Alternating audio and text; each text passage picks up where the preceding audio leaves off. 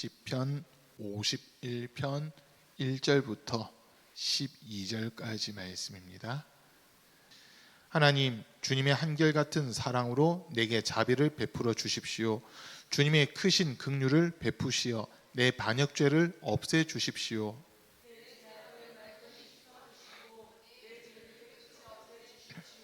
나의 반역을 내가 잘 알고 있으며 내가 지은 죄가 언제나 나를 고발합니다.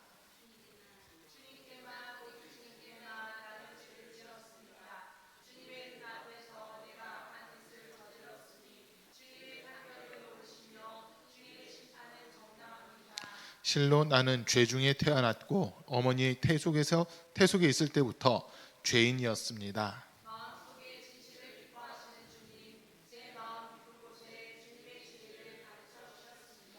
우슬초로 나를 정결케 해 주십시오. 내가 깨끗하게 될 것입니다. 나를 씻어 주십시오. 내가 눈보다 더 희게 될 것입니다.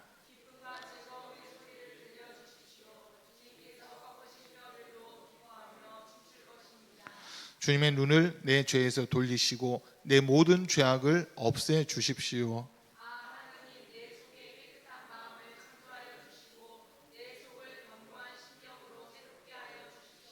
주님 앞에서 나를 쫓아내지 마시며 주님의 성령을 나에게서 거두어 가지 말아 주십시오.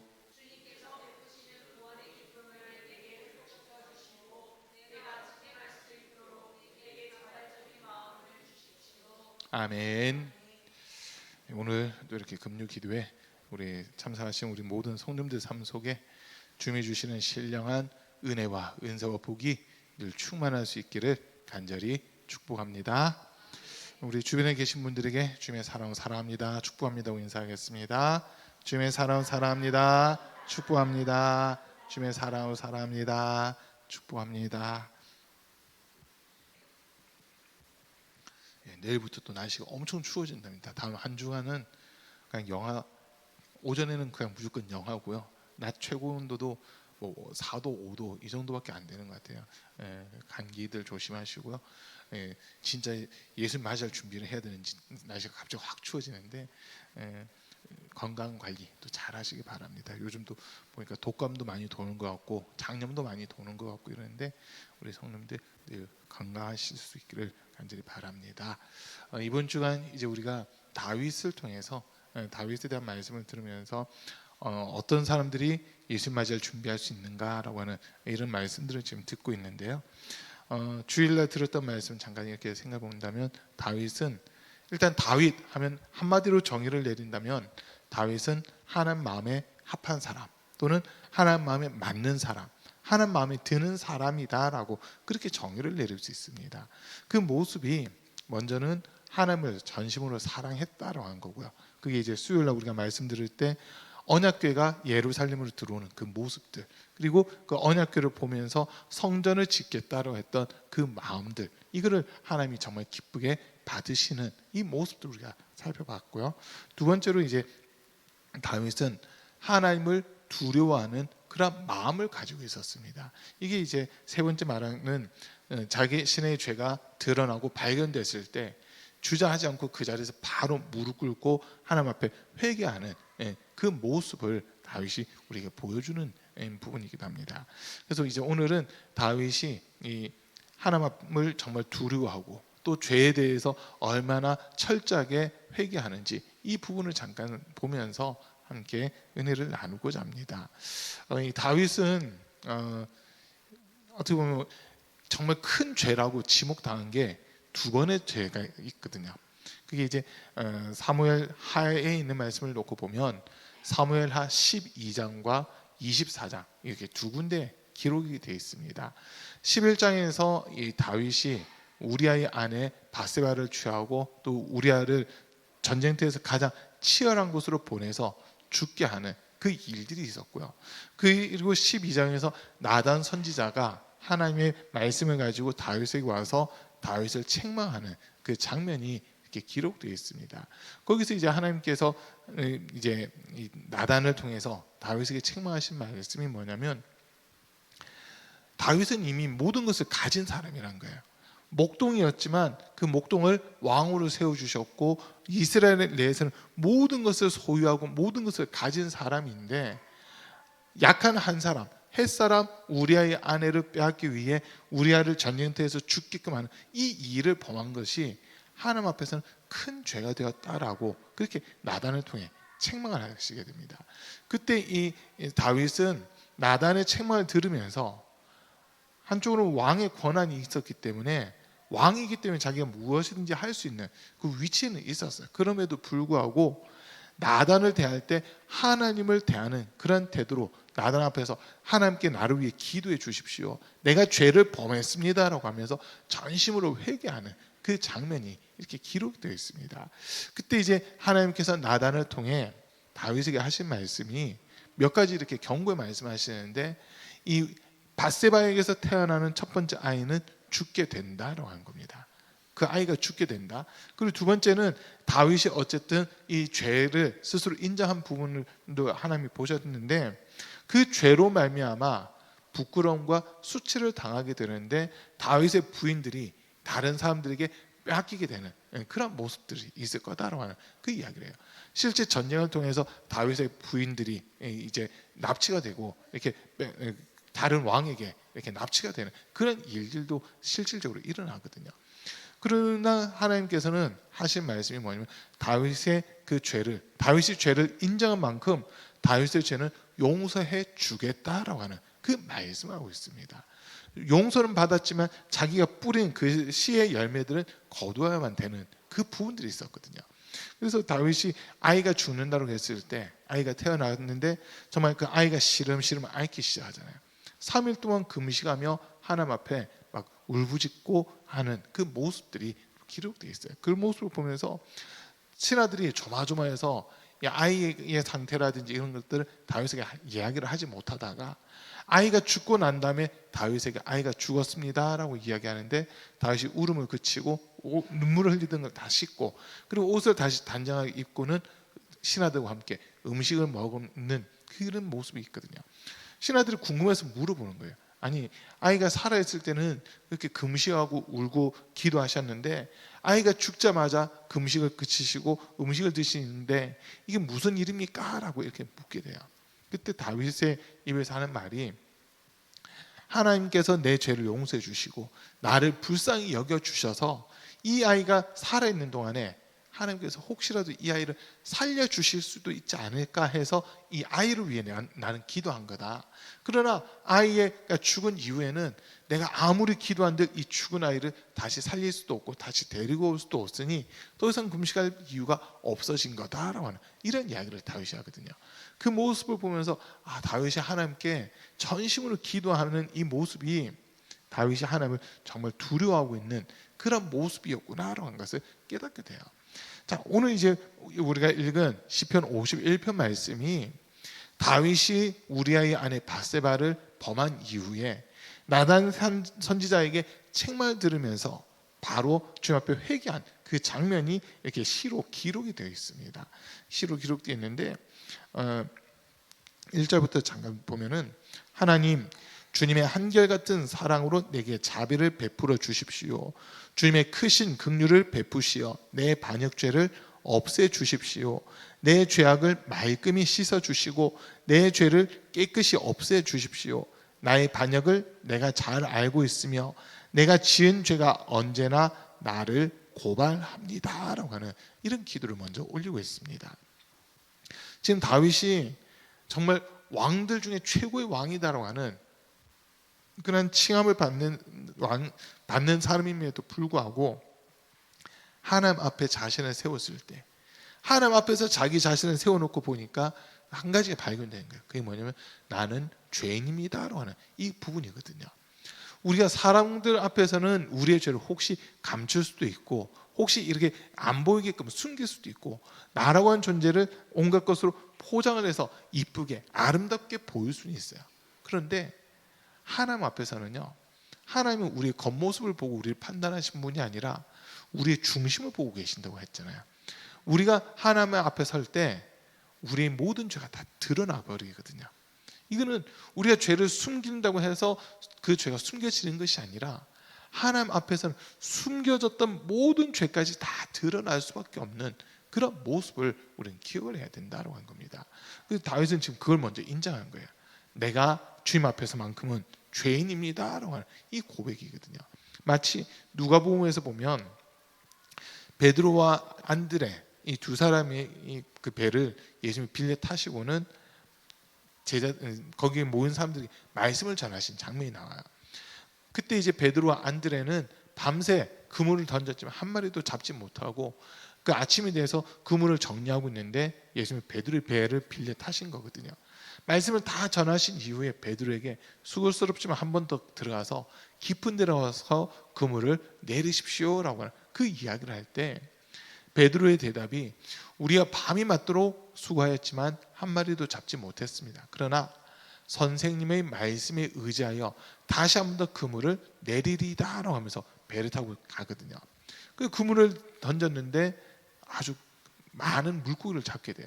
한 배 부족해서 동료들에게 손짓하는데 그 동료가 아마 야고보와 요한이 아니었을까 이렇게 추정을 해보는데 어쨌든 동료들을 불러서 두 배에 고기가 가득하게 되고 그리고 이제 육지로 나오게 되는데 육지 나오자마자 베드로가 하는 행동은 주님 앞에 무릎을 꿇고는 주님 나는 죄인입니다. 나를 떠나소서라고 하는 이 이야기를 하거든요. 아무도 베드로에게 너가 죄인이다라고 하는 이 이야기를 한 적은 없어요. 그러나 베드로는 지금 자기에게서 나타난 그 현상들을 보면서 예수님의 말씀에 의지해서 그물을 내렸을 뿐인데 두 배의 물고기가 가득한 그 모습을 보면서 자기 스스로 깨닫는 거예요. 이분 앞에서만큼은 나는 죄인이다. 이 주님 앞에서만큼은 나는 죄인이다라고 하는 것을 스스로 깨닫게 되는 이 모습을 우리가 보게 됩니다.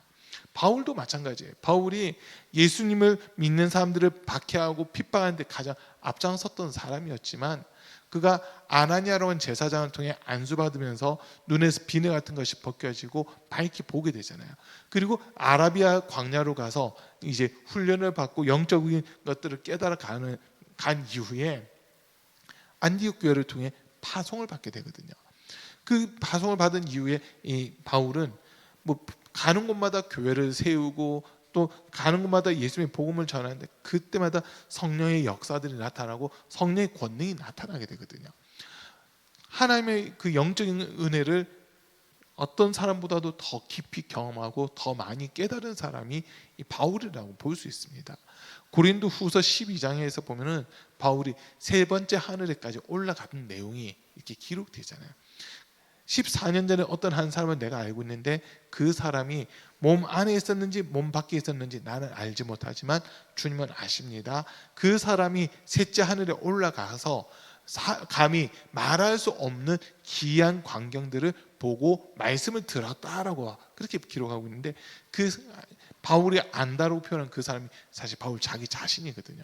자신이 어떻게 보면 아라비아 광야에서 영적인 훈련을 받고 할 때 환상을 통해서 셋째 하늘에까지 이끌려 올라가는 그런 경험들을 했다고 하는 거예요. 분명 하나님의 은혜를 경험하고 은사력을 경험하고 또 예수 그리스도에 대한 분명한 믿음이 이렇게 자랐을 때 이 바울의 입에서 나오는 고백이 뭐냐면 나는 죄인이다라고 하는 거거든요. 내가 예수를 십자가 못 박은 죄인이고 나는 그 죄로 인하여 날마다 죽는다라고 하는 그 고백과 함께 디모데에서 보면은 내가 죄인 중에 괴순이라고 하는 이런 고백을 하게 됩니다. 기독교인들은 항상 우리는 딱 한 가지 인정하시면 돼요. 내가 죄인이다라는 거거든요. 나는 죄인인데 내 죄를 예수님이 대신 담당하셨다. 이거 한 가지만 인정하고 믿음으로 우리가 고백을 하면 우리 하나님께서는 우리의 모든 죄를 사하시고 용서하시는 그 은혜를 더해 주시는 겁니다.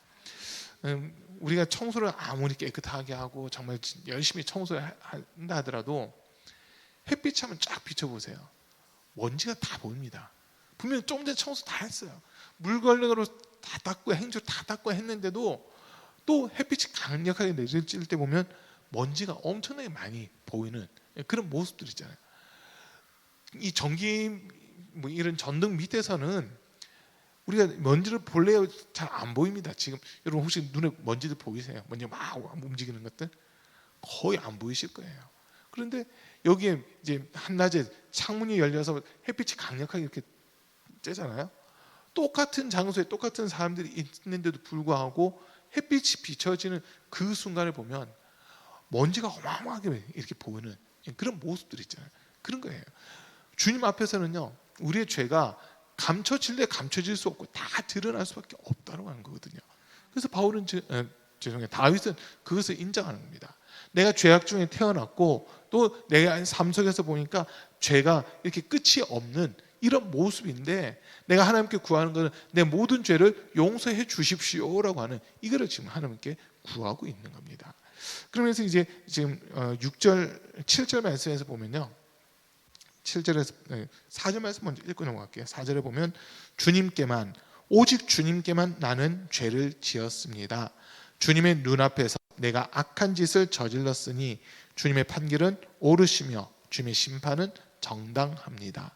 사람들 앞에서는 자기가 죄 지은 게 없다라고 하는 지금 어떻게 보면 이런 고백까지 합니다. 그러나 하나님 앞에서만큼은 주님 앞에서만큼은 내가 죄를 범했고 주님께서 내게 뭐라 하시든지 그 판결이 항상 옳은 판결입니다라고 하는 이 고백을 하거든요. 나중에 우리 주님께서 우리를 향해서 분명 판결을 하실 거예요. 그때 사실 우리가 들을 수밖에 없는 말들은 너는 죄인이다, 너는 나와 상관없는 자다, 사실 이 소리를 들을 수밖에 없는 자들이에요. 그러나 하나님은 우리가 살 수 있는 길을 열어주셨잖아요. 우리의 모든 죄를 독생자이신 예수님이 다 떠넘기셨고 그 피로써 우리를 값주고 사셨기 때문에 이제 우리를 보실 때 딱 한 가지 보시는 거예요. 뭘 보시느냐? 예수 그리스도의 죽음, 희생, 고난, 피 흘림을 인정하는 믿음이 있느냐 없느냐 이걸 보신다는 거거든요. 비록 죄인이지만 예수님의 피를 인정하는 그 믿음이 있다면, 예수님의 피 흘리심, 고난이 나 때문이다라는 것을 인정하는 믿음이 있다면 우리 주님은요, 너가 그 죄값인 사망을 예수에게 떠넘기고 예수가 대신 죽었다는 것을 인정하는 믿음이 있구나, 이거를 내가 의로 여겨줄게. 너 자체가 의로운 게 아니라 예수의 피, 내가 너를 구원하려고 내 독자 예수를 통해 흘린 이 피가 너를 의롭게 했다라고 하는 이 인정을 해주시는 거거든요. 그래서 우리는 항상 기도할 때 무엇을 먼저 해야 되냐면 나는 죄인입니다라고 하는 이 고백을 먼저 해야 돼요. 나는 죄인입니다. 주님 앞에 설 수 없는 자입니다. 그러나 예수님의 피로서 나를 값주고 사서 하나님의 자녀 삼아 주신 것을 내가 기억하고 오늘도 죄와 싸우게 하시고 죄를 이길 수 있는 은혜를 덧입혀 주십시오라고 하는 이 기도를 우리는 항상 올려드려야 되는 겁니다.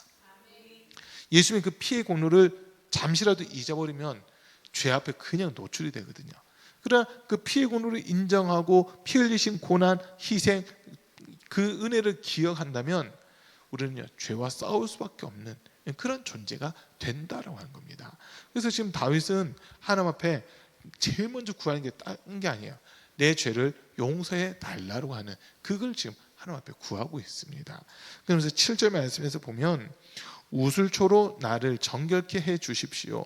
내가 깨끗하게 될 것입니다. 나를 씻어 주십시오. 내가 눈보다 더 희게 될 것입니다 라고 하는 이런 고백을 또 하고 있습니다. 지금 우슬초라고 하는 식물이 나오는데 성경에 나와 있는 이 우슬초가 실제 식물 우슬초인지 아닌지는 잘 모른대요. 그런데 일단 이게 번역이 되어 오는 과정에서 우리나라에 들어오기 전에 먼저 중국에 먼저 갔다가 한자로 됐다가 우리나라로 이렇게 들어오다 보니까 우슬초라고 하는 이 말로 번역이 됐다라고 하는 그 기사를 좀 이렇게 보게 됐는데 그 내용들을 좀 봤는데 어쨌든 이 우슬초가 레위기에도 나오고요. 신명기에도 레위기, 민수기, 신명기에 좀 기록이 되어 있고 복음서에도 좀 이렇게 기록되어 있습니다. 그 우슬초라고 하는 이 식물에 대해서 전체적으로 15번 정도 성경에 기록이 되어 있는데 12번, 15번 그 정도 이렇게 기록되어 있는데 한 2번 정도만 신약이 기록되고 나머지는 다 구약이 기록됐거든요. 근데 이 우슬초라는 식물이 언제 사용되느냐 했을 때 성막 또는 성전 안에서 하나님 앞에 사용되는 그 기구들 있잖아요. 성물이라고 불려지는 이 기구들을 정결하게 할 때 우슬초로 이렇게 피를 담궈서 피에다가 우슬초를 적셔서 그 피를 우슬초에 묻은 피를 성전의 기물에다 뿌리는 거예요. 성막에다가도 뿌리고 성전 기물에다가도 뿌리고 그릇에다가 뿌리고 번제단에 뿌리고 하면 그 기구들이 정결케 되고 거룩하게 되는 이런 모습들이 있었거든요.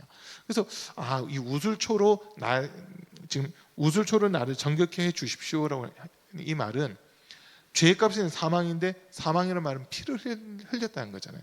짐승이 대신 피를 흘리는데 그 피를 우슬초로 찍어서 뿌린다고 하는 그런 의미거든요. 그렇게 뿌리고 나면 피가 뿌려진 그 사람은 정결케 되는 겁니다. 깨끗하게 되는 거예요. 그 사람에 대해서 이제 부정한 일들이 있었을 때 그 사람 몸으로 씻어라라고 그 말씀을 주시는데, 그때도 우슬초로 물을 적셔서 물을 머금게 해서 이 우슬초에 묻은 물을 사람에게 이렇게 뿌림으로써 또 사람이 정결케 되는 이런 모습들이 있었다는 거거든요. 그래서 지금 요즘에 우리 기독교에서 세례 예식을 할 때 보통 머리에 이렇게 물을 얹는 그런 식으로 하는데, 예식서들을 이렇게 보니까 물을 3번 뿌리라고 돼 있어요. 물을 3번 뿌리래요. 그 어떻게 뿌려야 되나 사실 막막하더라고요. 세례를 베푸는데 손 적셔가지고 성부와 성자와 성령 이름 이렇게 하기도 좀 애매하잖아요. 보통 보면 그냥 손에 한근 해서 머리 위에 이렇게 얹거든요. 성부 성자 성령 이름으로 세례를 베푼다 이렇게 하든지, 아니면 이제 침례교단이라든지 순복음교단 같은 경우는 침례라고 해서 말 그대로 물에 푹 잠기는 그런 세례를 이렇게 하는데, 그때 이제 또 이제 이렇게 왜 그렇게 뿌리라고 했을까 보니까 우슬초라는 이것 때문에 그러거든요. 과거에는 우슬초라는 것을 이용해서 세례식 할 때 물에 잠기는 세례도 하지만 물이 많지 않은 곳에서 세례를 베풀 때는 머리 위에 물을 뿌리거나 붓는 그런 예식으로도 이렇게 진행을 했거든요. 그때 우슬초라는 것은 물을 이렇게 뿌리는 그런 모습들도 있었던 것 같아요. 그러다 보니까 이 우슬초로 나를 정결케 해 주십시오라고 한 것은 물 아니면 피 이 2가지를 적셔서 뿌림으로 정결케 하고 거룩케 하는 그 예식을 행할 때 이 우슬초라는 식물이 사용이 된다고 한 거거든요. 지금 뭐 이렇게 우슬초 찾아보시면 약으로도 쓰인다고 그래요. 약으로도 쓰이고 우리나라의 미나리랑 좀 비슷한 그런 효과가 있어가지고 물을 깨끗하게 하고 정결케 하는 그런 데도 좀 많이 사용이 된다라고 그럽니다. 그러니까 지금 이 다윗은 이 죄라고 한 것이 얼마나 흉악하고 추악하고 더러운지를 알고 있다 보니까 이 우슬초를 이용해서 내 죄를 맑게 씻어 달라고 하는, 지금 그거를 하나님께 기도하고 있다라고 한 거거든요. 여러분, 죄가 있으면 사실 천국에 못 가요. 죄가 있으면 천국에 못 가요. 그런데 이 세상에 죄 안 짓는 사람은 아무도 없잖아요. 이 세상에 죄 안 짓는 사람 아무도 없어요. 모든 사람이 죄를 범하였음에 하나님의 영광에 이르지 못하였더니라고 로마서에서 우리에게 분명히 일러주고 있거든요. 의인은 없나니 한 사람도 없다라고 또 우리에게 일러주고 있잖아요. 그러면 누가 도대체 구원받을 수 있느냐라고 했을 때 죄가 용서받은 사람만 구원받을 수 있는 겁니다. 누가 이 죄 용서받느냐? 예수님이 우리 죄를 담당하고 십자가에서 죽으신 것을 믿고 인정하는 사람만 죄 용서를 받는 거거든요. 그래서 오늘 이 자리에 나오신 우리 사랑하는 성도들은 정말 예수님이 내 죄 때문에 십자가에 의해서 고난당하시고 죽임당하셨다는 것을 온전히 인정하는 믿음 가질 수 있기를 축복합니다. 예수님 피가 우리를 덮을 때 하나님께서 우리에게 뭐라 하시면 나는 너희 죄를 사하는 도말하는 여호와다라고 하시면서 너희의 죄를 다시는 기억지 않겠다라고 이 말씀을 하시는 거거든요. 이사야 43장 25절 말씀 한번 찾아주시고 앞에 뜨는 말씀으로 그냥 같이 읽을게요.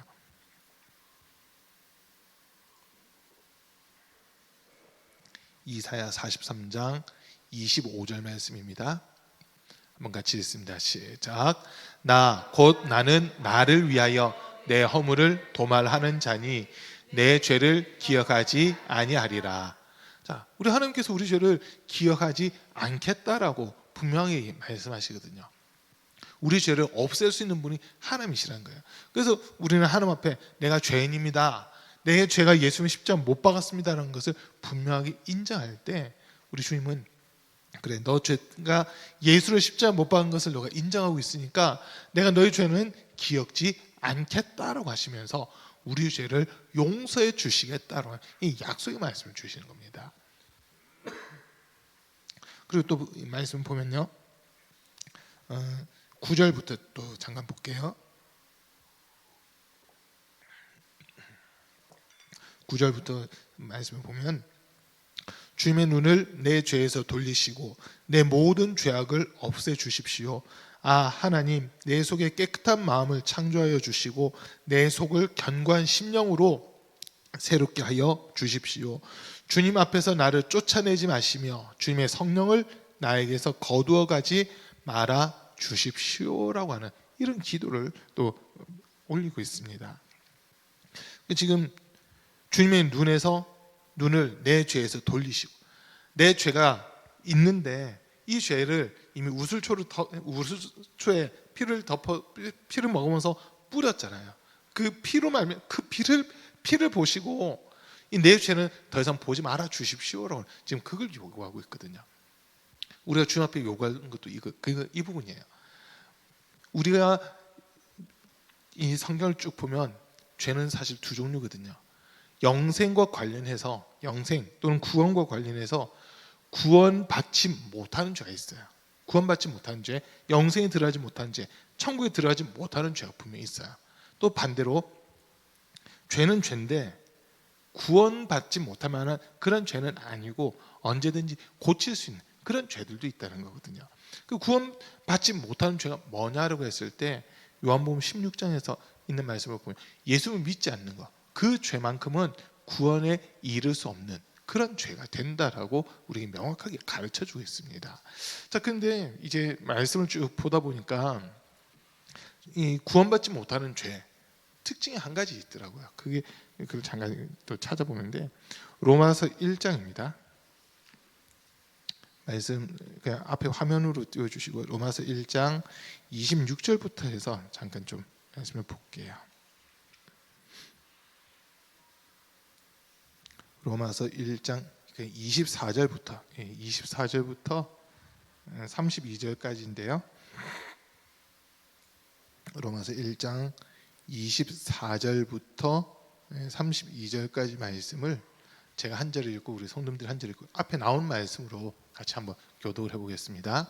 그러므로 하나님께서 그들을 마음의 정욕대로 더러움에 내버려 두사 그들의 몸을 서로 욕되게 하게 하셨으니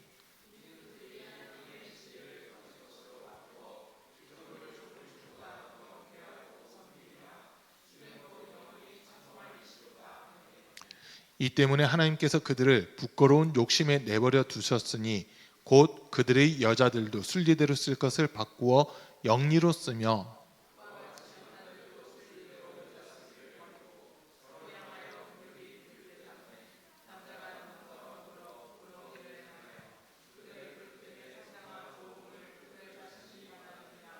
또한 그들이 마음에 하나님 두기를 싫어하며 하나님께서 그들을 그 상실한 마음대로 내버려 두사 합당하지 못한 일을 하게 하셨으니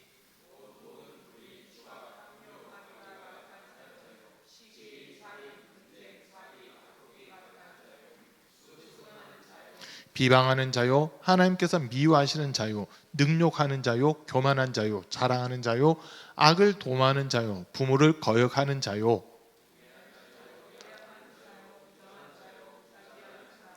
그들이 이 같은 일을 행하는 자는 사형에 해당한다고 하나님께서 정하심을 알고도 자기들만 행할 뿐 아니라 또한 그러한 일을 행하는 자들을 옳다 하느니라.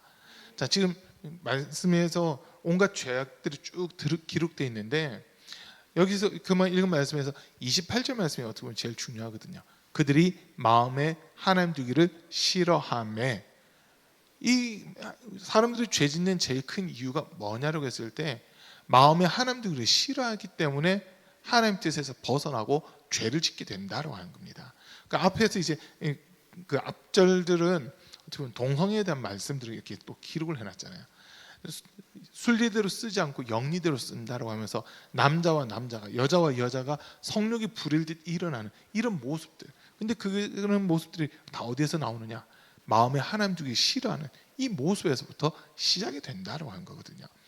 우리가 진짜 회개해야 될 죄가 뭐냐면 내 마음에 주님 영접하지 않은 거, 내 마음으로 주님을 믿지 않고 있는 거, 이것을 우리는 진짜 회개해야만 되는 겁니다.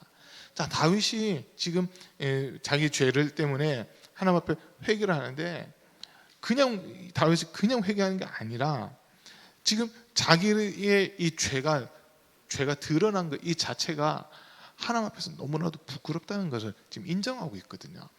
이 시편 51편을 보면서 시편 6편 말씀도 이게 사실 같이 연결이 되는 그런 말씀이더라고요. 시편 6편 6절 말씀, 시편 6편 6절 말씀도 한번 띄워주세요. 시편 6편 6절 말씀인데요. 한번 또 같이 읽겠습니다. 시작. 내가 탄식함으로 피곤하여 밤마다 눈물로 내 침상을 띄우며 내 요를 적시나이다. 지금 다윗이 회개하는 장면인데 얼마나 울며 얼마나 눈물을 많이 흘렸으면 내 침상과 내 요를 눈물로 다 적셨다라고 하는 그런 이야기를 합니다. 눈물로 내 침상을 띄우고 내 요를 적셨다라고 하는 그 이야기까지 하는데 지금 이 배경이 뭔가 하고 했을 때 오늘 시편 51편과 같은 배경에서 이 말이 나온 거거든요. 그러니까 지금 다윗은 저렇게 눈물을 흘리며 울 수밖에 없었던 이유가 뭔가라고 했을 때 지금 하나님에게서 자기가 끊어진다는 거, 이것이 상당히 두려운 거였습니다. 왕으로 인해서 왕의 자리에서 쫓겨나는 게 두려운 게 아니라 하나님과의 관계가 끊어진다는 거, 이것 때문에 지금 두려워하고 있는 그 모습이라는 거거든요. 그래서 지금 다시 말씀을 보면 11절 말씀에서 오늘 본문 11절 말씀에서 주님 앞에서 나를 쫓아내지 마시며 주님의 성령을 나에게서 거두어 가지 말아 주십시오라고 하는 이 기도를 하고 있거든요. 지금 다윗이 죄를 범한 이후에 제일 두려웠던 부분이 뭐냐면 11절 말씀이에요. 주님 앞에서 내가 쫓겨날까 봐, 그리고 주의 성령이 내게서 떠나실까 봐, 그게 제일 두려운 거였습니다. 자, 이사야 59장 1절과 2절에 있는 말씀을 보면 여호와의 팔이 짧아 구원치 못하심이 아니요 여호와의 귀가 둔하여 듣지 못하심이 아니라 다만 너희의 죄악이 너희와 너희 하나님 사이를 내었고 너희 죄가 그의 얼굴을 가리어서 너희에게서 듣지 않으시게 함이니라 라고 하는 이 말씀을 하시거든요. 우리 하나님의 손이 짧은 것도 아니에요. 하나님의 귀가 둔한 것도 아니에요. 다만 죄가 하나님과 우리 사이에 가로막고 있다는 거거든요. 하나님과 우리 사이를 가로막고 있어서 마치 서로 소리는 주고받을 수 있을지 몰라도 들을 수도 없고 응답해 줄 수도 없는, 도울 수도 없는 그 위치라고 하는 거예요. 위치라고 하는 거죠. 그러니까 마치 이런 거예요. 지금 여기 앞에 보면 유리문이 하나 있는데 저 뒤에도 뭐 잠옷이하고 예배당 사이 유리로 이렇게 막혀져 있잖아요. 유리로 아이들 노는 거 이렇게 다 볼 수 있어요. 근데 유리로 아이들이 먹을 거 주세요 아무리 해도 유리가 막혀 있기 때문에 유리를 통해서는 아이들한테 먹을 거 주지 못하는 거거든요. 장난감을 아이들한테 주지 못하는 거예요. 마치 이런 모습이죠. 서로 볼 수는 있어요. 그러나 무엇을 요구하고 요청한다 한들 막혀 있기 때문에 도와줄 수 없는 이런 위치라고 하는 거거든요. 하나님과 우리 사이가 가로막고 있는 것은 죄가 가로막고 있는 겁니다. 내 마음속에 하나님 주기를 싫어했던 이 여기서부터 시작되는 죄들이 하나님과 나 사이를 가로막고 있는 이런 모습이라는 거거든요. 지금까지 뭐 얼마 살지는 않았고 또 지금까지 이렇게 목회를 해보면서 제가 견디기 제일 힘들었던 말 중 하나가 목사님을 더 이상 못 믿겠어요라고 하는 그런 얘기를 들은 적이 있어요. 목사님을 더 이상 못 믿겠어요라고 했을 때 엄청나게 낙심이 되더라고요. 왜냐하면 앞에서 무엇을 하더라도 이제 안 따라가겠습니다라고 하는 그런 의미로 들렸거든요. 그러다 보니까 이거는 어떻게 해결이 안 되는 거예요. 해결이 안 되는 거예요. 그런 것들을 이렇게 경험하면서 사실 주님 앞에 더 무릎 꿇을 수밖에 없었거든요. 주님 앞에 무릎 꿇는데 내가 실수를 했든 잘못을 했든 아니면 나는 하나님 뜻대로 순종을 했는데 그것을 받아들이지 못하는 그런 모습들이 있었던, 서로 간에 뭔가 오해가 있고 막 이러다 보니까 저에게 들린 이야기가 더 이상 목사님을 믿지 못하겠습니다. 그런 이야기들을 들은 적이 있어요. 그때 너무 억장이 무너지더라고요. 왜냐하면 그 이야기 듣고는 전 복음이라고 하는 것을 더 힘있게 전했거든요. 진짜 마음속에 어떤 마음이었냐면 이분들이 나를 믿지 못한다 하더라도 예수님을 믿게 해달라고 하는 그 마음 가지고 기도했고, 진짜 주님 앞에 서는 날 부끄럼 당하지 않는 성도가 되게 해달라고 하는 그런 마음으로 설교를 했었거든요. 그런데 어쨌든 그때의 모습을 이렇게 놓고 보면 더 전심으로 진짜 이 성도들이 다 영생에 이르고 구원 받아야 되는 대로 그 마음으로 더 간절하게 설교를 했지만, 성도들의 모습을 볼 때 말씀이 안 들어가더라고요. 말씀이 안 들어가는 거예요. 그때 너무 힘들더라고요. 전 그랬거든요. 근데 지금 다윗이 하나님 앞에 그런 모습인 거예요. 하나님, 내가 비록 죄를 범했지만 내가 다시 주님 앞에 서고 싶습니다. 나를 외면하지 말아 주십시오. 나를 버리지 말아 주십시오. 하나님과 나와의 관계가 끊어지지 않도록 나에게 한 번만 더 기회를 주십시오라고 하는 이런 절박한 심정으로 지금 다윗이 기도를 하고 있다는 거거든요. 이 관계가 깨졌을 때, 사람과 사람 사이에서도 관계가 한번 딱 깨져 보세요. 이 관계 회복되는 게 진짜 쉽지 않더라고요. 관계 회복되는 게 쉽지 않아요. 제가 고등학교 친구 중 하나가 3년 동안 같은 반이었던 친구가 있어요. 그리고 그 친구는 3년 동안 또 동아리도 같이 활동했어요. SFC라고 기독교 동아리를 같이 활동했는데 1학년 때 그 친구가 사소한 것 때문에 좀 다투게 됐거든요. 그 다툼으로 인해서 서로 관계가 딱 깨진 거예요. 3년 동안 매일 얼굴을 봐야 되는데, 같은 반이니까 매일 얼굴 봐야 되는데, 그 친구도 저를 투명인간 취급하고 저도 그 친구를 투명인간 취급하면서 서로 관계가 완전 단절되어 있었거든요. 그러다가 그 친구랑 어떻게든 화해는 했어요. 언제 화해했냐면 고등학교 졸업하고 나서 25년 있다가 화해가 됐어요.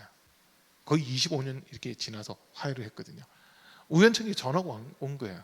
그래서 항상 그게 마음에 걸려 있었는데 전화가 어떻게 왔길래 반갑게 인사를 하면서 그때 내가 미안하다고 했어요. 사실 그 친구가 잘못한 거였는데, 그 친구가 잘못해서 관계가 틀어진 거였는데 제가 먼저 미안하다고 해왔거든요. 그러니까 아니야, 내가 더 미안했어라고 하면서 그때 이제 관계가 회복되는 그 모습들이 있었는데, 와, 그 25년 가까운 시간 동안은 너무 힘들더라고요. 이 깨졌던 관계를 복원시키고 회복한다는 게 진짜 쉽지가 않았거든요. 그런데 더 중요한 관계가 하나님과의 관계잖아요. 하나님과의 관계인데 지금 다윗이 제일 두려워하는 게 이거예요. 하나님과의 관계가 끊어지면 안 된다라고 하는 거거든요. 그래서 주님 앞에서 나를 멀리하지 마십시오. 또 주님의 성령을 내게서 거두어가지 말아 주십시오라고 하는 것을 아주 강력하게 요청을 하고 있는 지금 이 모습을 우리가 보게 되는 겁니다. 우리 사랑하는 성도님들도 분명 은혜 받은 적이 있고 성령 받았을 거고 예수를 믿는 믿음이 있을 텐데, 우리가 우리 죄를 찾지 않으면 죄는 점점 더 하나님과 나 사이의 관계를 멀어지게만 하는 그 역할을 하고 있거든요. 그래서 우리는요, 날마다 회개해야 되는 겁니다. 회개할 때 하나님과의 멀어졌던 관계가 회복되는 거고, 하나님 앞에 바르게 설 수 있는 은혜를 우리가 누리게 되는 거거든요. 야고보서에 있는 말씀을 보세요. 하나님을 가까이 하라, 그리하면 너희를 가까이 하시리라. 마귀를 대적하라, 그리하면 너희를 피하리라고 하는 이 말씀을 주시거든요. 마귀는 우리가 대적해야 돼요. 마귀가 우리가 하는 일, 죄 짓게끔 만들고 하나님과 관계를 끊으려고 우리를 하나님 앞에서 참소하는 그 일을 하는 존재가 마귀인데, 그 일을 하지 못하도록 우리가 마귀를 대적해야 되거든요. 마귀를 대적할 수 있는 제일 강력한 무기가 뭐냐? 회개입니다. 회개예요. 우리가 비록 죄를 범할 수는 있어요. 그러나 그 죄에서 벗어날 수 있는 거, 그 죄의 권세에서 자유함을 누릴 수 있는 것은 사실 회개밖에 없습니다. 그리고 또 하나님과의 관계가 깨진 부분을 회복하는 것도 역시 회개밖에 없다고 하는 거거든요. 회개는 지금 내가 가는 길이 잘못된 길이라는 것이 깨달아졌으면 이 길에서 빨리 돌아서야 되는 거예요. 아쉬워할 게 아니라 빨리 돌아서서 하나님이 기뻐하신 그 자리로 돌아오는 거, 이게 회개라고 하는 거거든요. 그래서 예수님의 첫 번째 메시지가 회개하라, 천국이 가까이 왔다라고 하는 이 말씀입니다. 천국이 가까이 왔다라고 하는 말은 바꿔서 얘기하면 하나님의 통치하심, 하나님의 다스리심, 하나님의 보호하심 가운데 들어와라라고 하는 이 의미기도 하거든요. 회개하라, 내 멋대로 내 마음대로 내 생각대로 했던 그 위치에서 하나님 기뻐하신 자리로 돌아오는 거예요. 이게 회개예요. 하나님께로 돌아올 때 이제 하나님이 우리를 지켜주시고 보호해 주시고 우리에게 은혜 베푸시고 복을 더하실 수밖에 없는 그런 모습이 된다라고 하는 거거든요. 그래서 예수님의 첫 번째 메시지가 회개하라 천국이 가까이 왔느니라고 이 말씀을 주시는 겁니다. 우리가 예수 믿으면서도 마찬가지예요. 우리가 해야 될 제일 첫 번째 일은 회개하는 겁니다. 내 생각대로, 내 욕심대로, 내 정욕대로, 내 의지대로, 내 속에는 옳은 대로 행했던 데서 돌아서서 하나님이 말씀하신 대로 나오는 거예요. 그리고 하나님께서 우리의 죄를 용서하기 위해 예수님을 이 땅에 보내주셨고 우리의 죄를 담당해서 십자가에서 죽으신 것, 살찢고 몸찢고 피 흘려 죽임 당하신 것을 기억하고 인정하는 여기서부터 회개가 시작이 되는 거거든요. 그렇게 회개할 때 주님이 너가 드디어 내 앞으로 왔구나. 드디어 너가 나에게로 왔구나. 내가 다시는 너를 놓치지 않겠다. 다시는 너를 버리지 않겠다. 너를 떠나지 않겠다고 하시면서 우리를 영접하시는 그 은혜를 더해 주시는 겁니다. 그런데 우리가 나 회개할 게 없는데요. 뭐를 회개해야 될지 모르겠는데요. 사실 이런 경우가 많거든요. 그런데 회개하고 또 회개해 보세요. 처음에는 눈으로 드러난 죄예요. 구원받지 못하는 죄뿐만 아니라 구원에 크게 영향을 끼치지 못하는 죄들도 있지만 처음에 어떻게 보면 이 죄를 가지고 우리가 회개가 시작이 되거든요. 그 죄를 가지고 회개가 시작돼요. 회개하고 회개했어요. 이제 이 죄의 문제가 어느 정도 해결받은 것 같아요. 근데 또 회개하는 말씀이 들리는데 어떤 죄가 깨달아지느냐? 그때 회개했던 그 죄가 또 깨달아져요. 이미 해결된 거 아닌가라고 생각하고 다시 회개 기도를 시작하는데 그 전보다 회개 깊이가 더해지거든요. 그 전에 단순히 행동을 했냐 안 했냐 이것만 가지고 우리가 기도를 하는 거예요. 그런데 좀 더 회개가 깊어지잖아요. 그 말씀이 하나님의 말씀이라는 것을 내가 인정하고 있었느냐 그렇지 않았느냐 이제 이 부분으로 들어가는 겁니다. 말씀 자체가 하나님이신데 이 말씀으로 나중에 우리를 판단하게 또 하셨는데 내가 하나님을 무시하고 하나님의 말씀을 무시하고 살아왔다. 이런 것들이 깨달아지다 보니까 회개가 더 깊어지는 그런 부분들이 있어요. 이 앞 단계가 하나 더 있다면 내 마음으로 행동은 하는데 행동으로 이거 하지 마라 했을 때 안 하고 하라고 한 것을 하는 그 모습은 있는데 순종하는 모습은 있었는데 정작 그것을 내가 마음으로 믿었느냐라고 하는 이 부분이 또 회개가 되거든요. 마음으로 믿었느냐.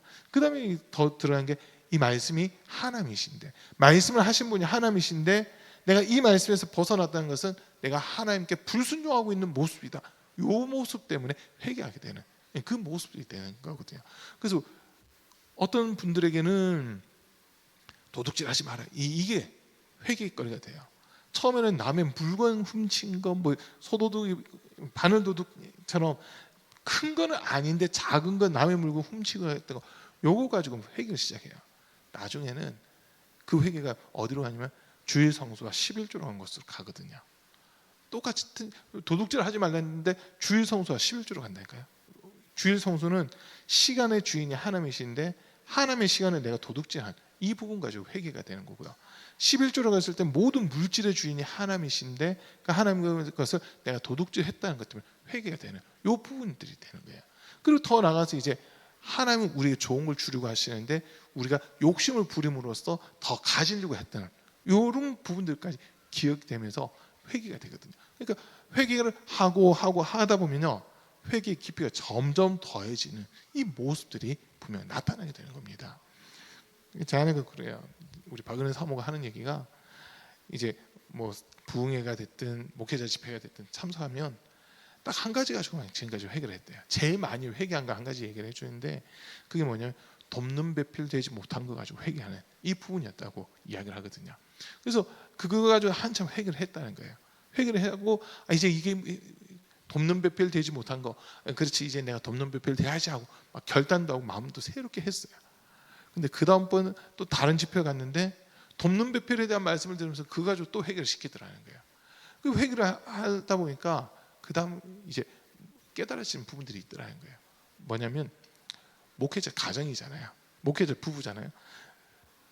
부부기 때문에 목사님 이렇게 하는 건 어때요? 이런 건 어때요?라고 하면서 의견을 제안을 하는 건데 그 부분에 있어서 하나님께 본인이 책망을 받았다는 거죠. 왜냐하면 주의 종이 목회자가 기도하면서 성령께 감동받고 움직여가야 되는데 옆에서 하나님의 감동이 아니라 성령의 감화 감동이 아니라 어떻게 보면 부인의 말에 의해서 목사가 움직이는 이 모습들도 있을 수 있었다는 거거든요. 그러다 보니까 그거 가지고 또 이제 회개가 되더라는 거예요. 그리고 한 번 더 이렇게 돕는 배필을 가지고 회개를 했는데 그 다음 표현이 재밌었어요. 그렇게 회개하고 났는데 어느 순간부터요 저를 보는 눈이 달라지더라고요.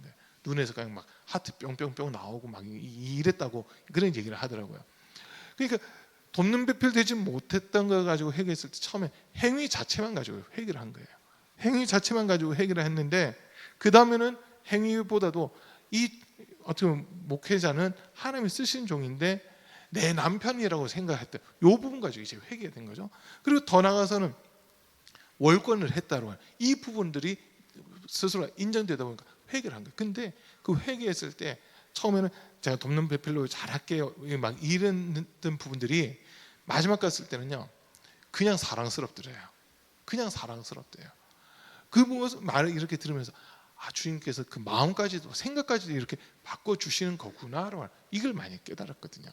우리가 회개하고 나면요 회개하고 났을 때 하나님의 은혜가 덧입혀지는데 다른 사람들 보는 시각이 달라집니다. 처음에는 정죄하고 판단했던 시각이 불쌍하게 여기는 마음으로 되고요.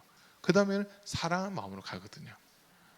똑같은 행동을 하고 있어요 옆에서는. 그런데 저 왜 저래 하고 처음에 비판을 하거든요. 근데 그거 가지고 우리가 만약 회개하잖아요. 저 사람 불쌍하다 어떻게 하지? 하나님 뜻을 알지 못해서 저런 것 같은데 저 사람 위해 내가 좀이라도 기도해야 되겠다. 마음이 이렇게 좀 움직여요. 근데 좀 더 또 그거 가지고 나중에 다시 또 회개하잖아요. 저 사람을 내가 끝까지 사랑해야 되겠다. 저 사람을 내가 끝까지 품고 저 사람 영혼을 위해 기도해야 되겠다는 사랑의 마음으로 기도하게 되는 이 단계로 우리의 삶이 바뀌게 된다는 거거든요. 지금 말이 좀 이해가 되세요? 하나님께서 회개시키실 때 이번엔 요거 가지고 회개해라, 이번엔 이거 가지고 회개해라, 다음번엔 이거 가지고 회개해라. 그때마다 다른 회개를 주실 것 같은데 있잖아요. 신기하게도 회개하라고 하는 메시지를 딱 들어보면 뭔가 감동 주시는 것을 내가 찾고 깨닫고 나서 보면 분명 지난번에 회개했던 그 제목이거든요. 그 제목 가지고 다시 회개가 들어가는데 두 번째 회개할 때는 처음보다는 더 깊이 들어가져요. 그리고 세 번째 회개할 때는 처음 두 번째보다도 더 깊이 들어가지는 그런 부분들이 분명 나타나더라는 거거든요. 어떤 분들은 이게 두세 번에 끝나는 경우도 있고 어떤 경우는 한 10번 이상 가는 그런 경우도 있어요. 그러나 그 회개를 통해서 한 가지 죄지만 그 문제가 해결되고 나면 분명하게 하나님의 은혜가 덧입혀지는 그게 있더라고 하는 거거든요. 우리가 이 땅에서 살아가면서 사실 수없이 많은 죄를 범할 거예요. 수없이 많은 죄를 범할 겁니다. 저기 사무실에 있는 은성이보다는 우리 학준이가 죄를 많이 범했을 거고요. 학준이가 죄를 많이 범했을 거고 우리 학준이보다는 우리 창준이라든지 혜진 청년이 죄를 더 범했을 거예요. 그렇겠죠?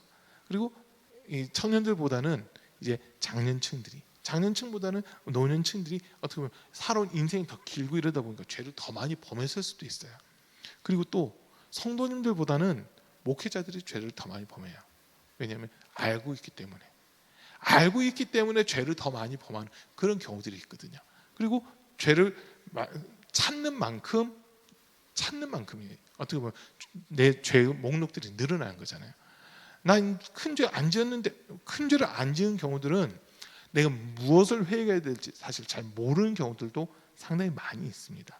그러나 하나님이 보실 때 하나님과 우리 사이에 막혀 있는 관계가 막혀 있는 것은 한 개 아니면 두 개의 죄거든요.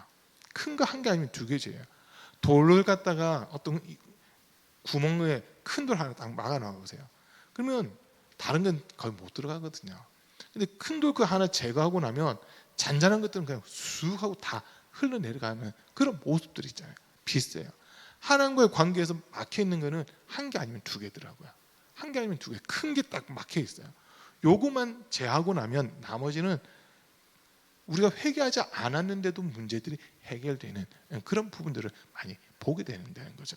자, 다시 말씀에 돌아와서요. 지금 다윗이 진짜 하나님께 구하는 건 뭐냐면 하나님 나 버리지 마십시오. 내가 비록 죄를 범하고 하나님 두려운 마음 없이 이렇게 죄를 범했지만 내가 하나님께 구합니다. 나를 버리지 마시고 한 번만 더 내게 기회를 주십시오. 어떻게 이거 가지고 지금 구하고 있는 겁니다. 다윗이 제일 두려웠던 거 하나님께 버림받는 거, 그러면서 자기 안에 계신 성령님이 자기를 떠나는 거, 이것을 지금 다윗은 제일 두려워하고 있는 이런 모습이거든요. 그러면서 오늘 읽은 본문의 마지막 12절을 보면 주님께서 베푸시는 구원의 기쁨을 내게 회복시켜 주시고 내가 지탱할 수 있도록 내게 자발적인 마음을 주십시오. 구원의 기쁨 회복시켜 달라는 이 기도를 지금 함께 올려드리고 있습니다. 우리 사랑하는 성도님들, 우리가 이 자리에 계신 저와 여러분들이 지금까지 살아오면서 신앙생활 하면서 최소한 한 번 이상 주님의 은혜를 경험을 했을 거예요. 정말 주님이 나를 사랑하시는 거야, 이런 걸 깨닫고 경험한 적이 있을 거예요. 그런데 어느 순간 그 사랑에서 나도 모르는 사이에 그 사랑에서 떨어져 있고 그 사랑에서 뒤돌아서 있는 이런 모습일 수도 있거든요. 소아시아 7교회, 요한계시록을 보면 소아시아 7교회 중에 첫 번째 교회가 에베소 교회인데, 이 교회는 어떻게 보면 성경 공부를 정말 많이 한 교회라고 볼 수 있어요. 이단들의 공격으로부터 교회를 지켜내고 방어하고 이단들을 척결해내는 그런 교회예요. 그런데 이 교회에 대해서 하나님이 책망하신 게 있거든요.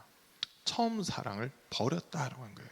처음 사랑을 버렸다고 하시면서 너가 어디에서 떨어졌는지 찾아서 회개하고 처음 행위를 가지라라고 하는 이 말씀을 주시거든요.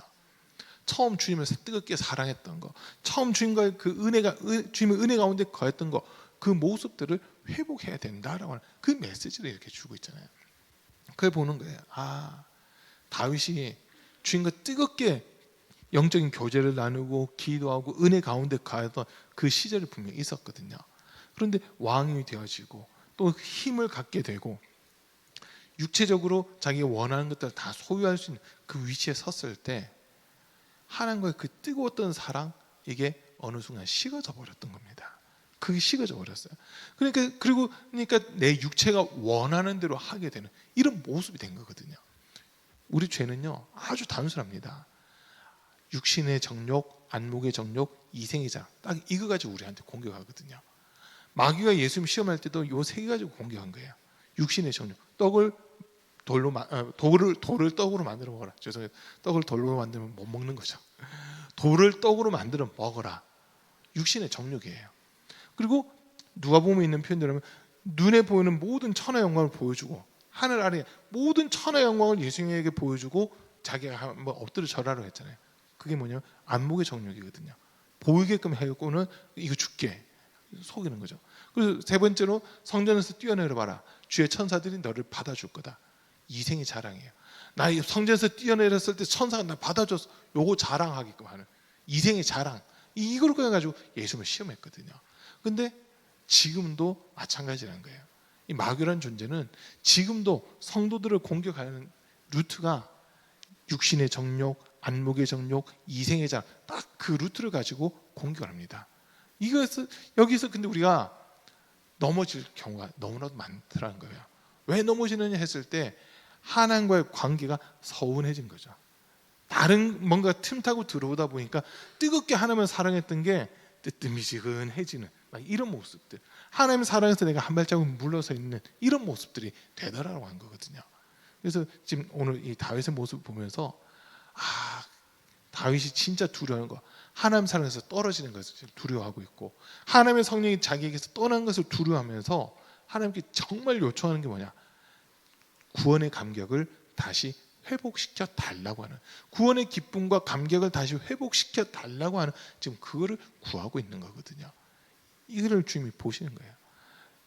다윗이 회개할 때 아까 시편 6편 6절 말씀 봤듯이 자기의 눈물로 인해서 침상이 뜨게 되고 그 자기가 깔고 덮고 있는 모든 조를 다 적시게 됐다고 했잖아요. 그 정도로 눈물을 흘리면서 주님 앞에 회개를 했다는 거거든요. 여러분, 회개할 때 단순히 나 이거 잘못했어요가 아닙니다. 하나님과의 깨진 관계 회복하는 게 회개거든요. 하나님과 깨졌던 관계 회복하는 게 회개예요. 난 교회 다니고 있고 신앙생활하고 있고 교회에서 직분 맡아서 충성하고 있고 주일 안 빠지고 11조 하고 내가 맡은 분야에서 다 하고 있으니까 나는 괜찮겠지가 아니더라고요. 여러분, 교회에서 눈에 보이는 거는 충성하고 있고 그 자리를 지키고 있다 하더라도 하나님과의 관계가 틀어져 있을 수도 있어요. 단순히 나 이거 잘못했어요, 이거 잘못했어요가 아니라 진짜 하나님과의 관계 속에서 막혔던 부분들이 뭔지 찾기 위해서 우리는 다윗과 같이 회개할 수 있어야 됩니다. 그냥 입술로만 나 이거 잘못했어요, 이거 잘못했어요가 아니라 진짜 이 죄가 내가 죽을 수밖에 없는 죄라고 하는 것이 느껴져야 된다는 거거든요. 지금 다윗은요, 변명할 수도 있는 상황이에요. 내가 왕인데 내 눈에 보이는 대로 내가 데리고 가겠다는데 당신이 왜 시위를 거십니까? 라고 하면서 나단 선지자를 책망할 수도 있었어요. 그러나 하나님 앞에서는 그렇게 할 수가 없었다는 것을 다윗이 인정하는 거거든요. 그냥 눈에 보는 사람으로서는 왕이니까 오히려 선지자들을 책망할 수 있는 그 위치에 있었을 수도 있겠지만 하나님이 말씀 앞에서 다윗이 두려워하고 그 말씀 앞에서 무릎을 꿇는 거였거든요. 우리 사랑하는 성도님들, 회개한다 했을 때 많은 분들이 되게 쉽게 생각을 해요. 다윗의 모습을 보면요, 회개가 절대 쉬운 게 아닙니다. 지금 너무나도 두려워하고 있어요. 내가 스스로는 회개한다고 했지만 하나님께서 나를 용서해 주시지 않으면 나는 하나님에게서 내쳐지는 자가 되는데 하나님이 나를 버리실 텐데 지금 이것 때문에 너무나도 두려워하고 있는 이 모습을 우리가 보는 거거든요. 우리가 진짜 절박한 마음으로 회개하셔야 됩니다. 그냥 단순히 이번 한 주간 지내면서 남을 속였어요, 남을 때렸어요, 마음 아프게 했어요, 단순히 그게 아니라 진짜 내가 이 죄로 말미암아 하나님을 두려워하지 않고 살았던 이 죄로 말미암아 내 영혼이 주 앞에 서지 못하면 어쩌나라고 하는 이 마음 가지고 우리는 회개하셔야 되는 겁니다. 다윗만큼 위대한 왕은 없었어요. 다윗만큼 정말 마음이 좋은 왕도 없었습니다. 나중에 보세요. 압살롬이 반란을 일으키고 아들들이 막 문제를 일으키는데 그때마다 다윗이 뭐라고 하냐면요, 문제를 해결하고 나서 다윗이 하는 이야기가 내가 잘못했다라고 그럽니다. 내가 잘못했다고 그래요. 압살롬이 죽었을 때 내가 죽었어야 되는데라고 하면서 막 더 울어버리잖아요. 신하들이 그 모습 보면서 사실 낙심했거든요. 왜냐하면 그 신하들은 압살롬의 손아귀로부터 다윗을 지켜주려고 자기 목숨을 걸었는데 다윗이 압살롬이 죽었다는 소식을 듣고 내 아들아 내가 죽었어야 되는데 라고 하면서 막 통곡하고 우니까 다윗을 지키려고 했던 우리는 뭐야 하고 하는 사실 그 모습까지 가요. 군인들이 다윗을 지켜줘봤자 아무 소용없다, 자기가 더 죽었어야 된다고 저렇게 얘기하는데 우리가 왜 다윗을 지켜야 되냐, 군인들이 막 요동이 일어나는 그 모습들도 있었거든요.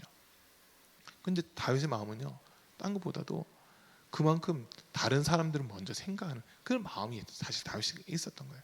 그러나 하나님은 그것을 기뻐한 게 아니라 하나님을 정말 두려워하는 이 마음을 하나님 기쁘게 보고 있었다고 하는 거거든요.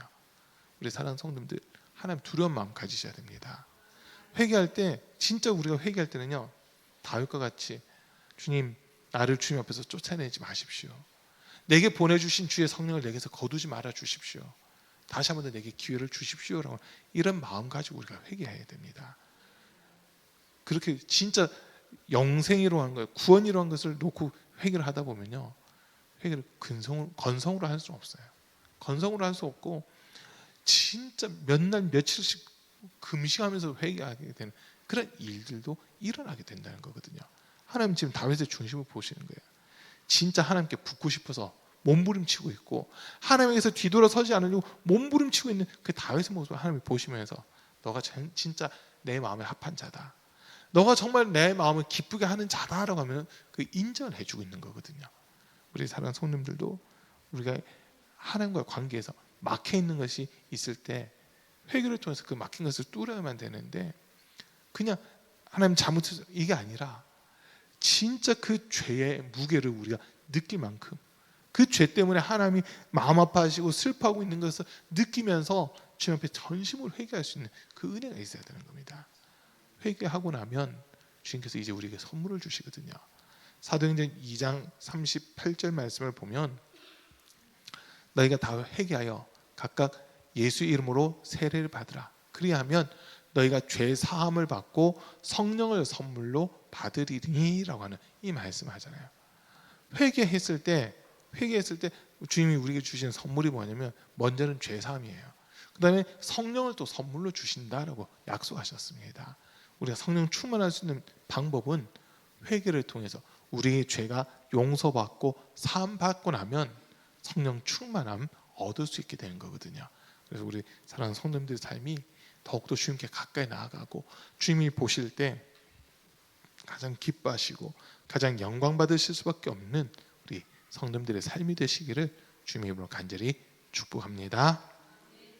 우리 정결한 마음 주시옵소서. 한번 찬양하고 기도하겠습니다.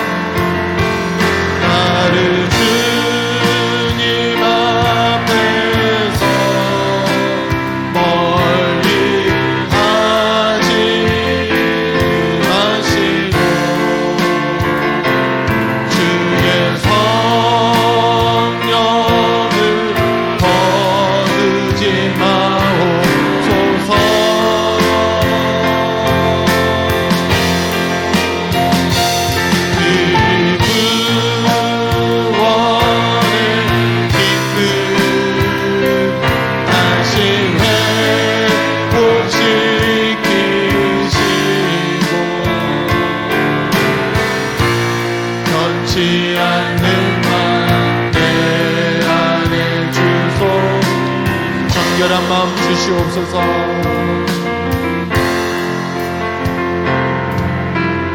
정결한 마음 주시옵소서.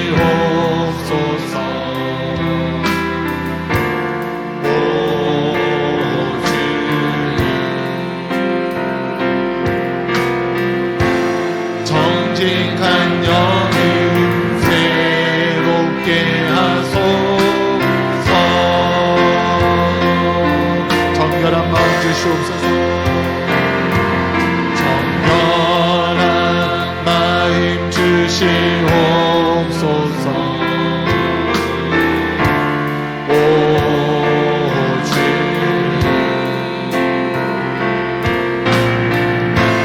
정직한 영을 새롭게 하소서.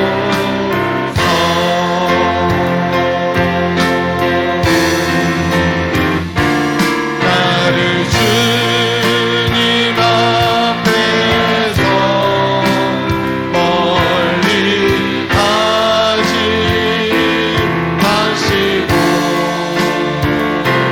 주의 성령을 거두지 마옵소서.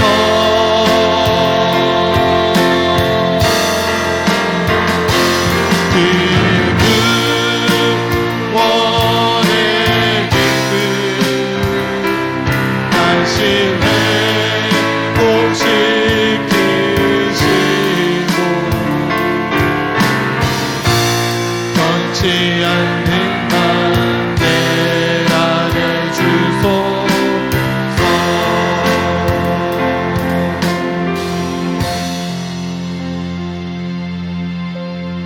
이 시간 우리 같이 기도하실 때 다윗이 하나님에게서 떨어질까봐, 그리고 하나님의 성령이 자신을 떠날까봐 몹시 두려워하며 하나님 내 죄를 용서해 주십시오. 내가 주님 앞에서만큼은 죄인입니다. 내 죄를 용서해 주십시오라고 그렇게 회개한 것처럼 우리가 주님 앞에서 오늘 회개하는 시간 가졌으면 좋겠습니다. 정말 우리가 믿음을 지킨다고 했고 신앙생활을 한다고 했지만 내 마음속에 아직도 육신의 정욕, 안목의 정욕, 이생의 자랑을 쫓아가려고 했던 마음들, 주님의 말씀보다도 눈에 보이는 어떤 것들을 더 쫓아가려고 하고 그것들을 더 의지하려고 했던 마음들, 이거 먼저 회개하시고, 또 오늘 말씀 들은 것처럼 내 마음속에 하나님 주기를 싫어했던 모습들, 정말 하나님께서 기뻐하는 것을 내가 거부했던 모습들이 있었다면 그 오늘 철저하게 회개하는 그런 시간 되시길 바랍니다. 그리고 오늘 기도하실 때 주님 처음 사랑을 회복할 수 있게 도와주십시오. 구원의 기쁨, 구원의 감격 회복시켜 주시고 정말 주님 앞에 바르게 설 수 있는 그 은혜를 덧입혀 달라고 이 시간 주의 3번 부르고 함께 기도하겠습니다. 주여